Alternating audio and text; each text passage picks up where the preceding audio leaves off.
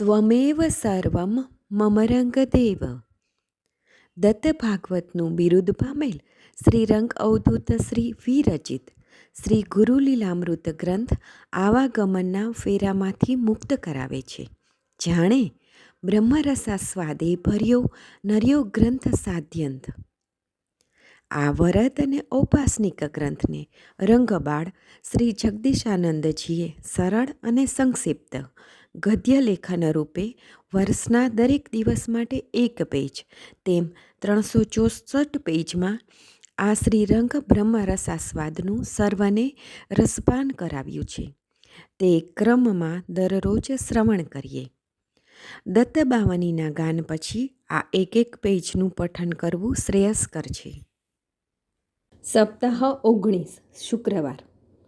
નિરંજન અલખજીને કહે છે, હે અલખજી, કેટલાક લોકો કથા વાર્તા કીર્તન લીલાગાન કરાવી મોટી મોટી મહાજન મેદની ઉભરાવીને મહાભંડારા કરતા હોય છે અને તેનાથી મોક્ષ પ્રાપ્તિ સરળતાથી થાય છે તેવું મેં સાંભળ્યું છે. તે શું સાચું છે? તે જો સાચું હોય તો પછી ત્યાગ વૈરાગ્યે વનમાં જવાની કે એકાંત સેવવાની શી જરૂર છે? પ્રભુ, મને તે સમજાવો, જેથી મારી આવી નાની નાની ન વિચારેલી શંકા કુશંકાઓ દૂર થાય અને મને સાચું શું કરવું એની સમજ આવે. અલખજી કહે, હે નિરંજન, માનવ જીવનને નિર્વાણ પદ પામવા માટે અનેક વિધિ વિધાનો શાસ્ત્રોએ અને શાસ્ત્રકારોએ અપનાવ્યા છે.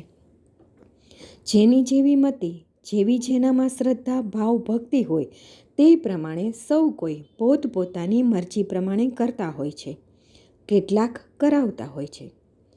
કેટલાક નિરહંકારી ભાવે તન મન ધન અર્પણ કરી ફક્ત જે તે દેવાધિદેવને રીઝવવા માટે બધું સમર્પિત કરતા હોય છે. કેટલાક પોતાના વૈભવનો માનમોભો બતાવવા અને આવા દેવ કાર્ય માટે એ પોતે એકલો જ સમર્થ છે તે બતાવી તેના સ્વજનો પાસે પોતાની વાહવાહ કરાવવા પણ આજકાલ આવી કથા વાર્તાઓનું આયોજન થતું હોય છે.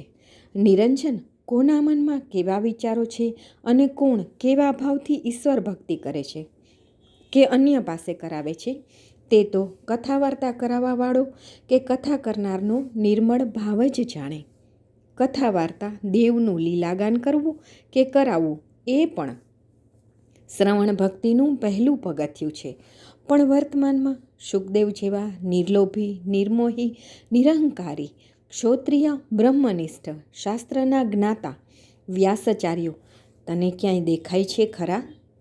કથાનું શ્રવણ કરવાવાળા શુદ્ધ આચાર વિચાર, શુદ્ધ આહાર, વાણી વર્તન, વાક્ય અને વ્યવહારમાં સમભાવ રાખી પરીક્ષિત રાજા જેવા કથાના હાર્દને જાણવાવાળા મુમુક્ષુ જ્ઞાની શ્રોતાજનો તને ક્યાંય દેખાય છે ખરા?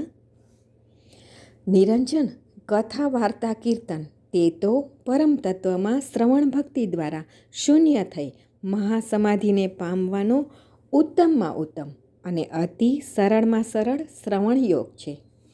કથામાં પ્રગટ થતી તેની અગાધ લીલાનું દર્શન જ્યારે માનસ પર ચિત્રિત થાય ને તેમાં તલ્લીન થતાં ભાન વિસરાઈ જાય ને મનની ચંચળતા, મનના વિચારો જ્યારે શાંત થઈ જાય, નિજાનંદની મસ્તી ઉભરાતા સર્વમાં એકને અને એકમાં સર્વ પરખાઈ જાય, નાતી જાતિના બંધનો તૂટી જાય ને બધું એકરૂપ સમાઈ જાય, જેથી કોઈના પ્રત્યે કોઈ રાગદ્વેષની ઈર્ષા લોભ મોહમાયાની જન્મજાત ચોટેલી ભૂતાવળો ભાંગી જાય, સઘળે નરનારાયણ અને નારી નારાયણીના દર્શન થઈ જાય, એટલે કે પરસ્પર દેવ નિરખાઈ જાય, હું કોણ છું તેની પરખ થઈ જાય અને નામ સ્મરણનું કીર્તન કરતાં કરતાં તેની નર્તકી થઈને દેહભાન ભૂલી નાચવાનું મન થાય અને નર્તન થતાં થતાં ભાવ સમાધિમાં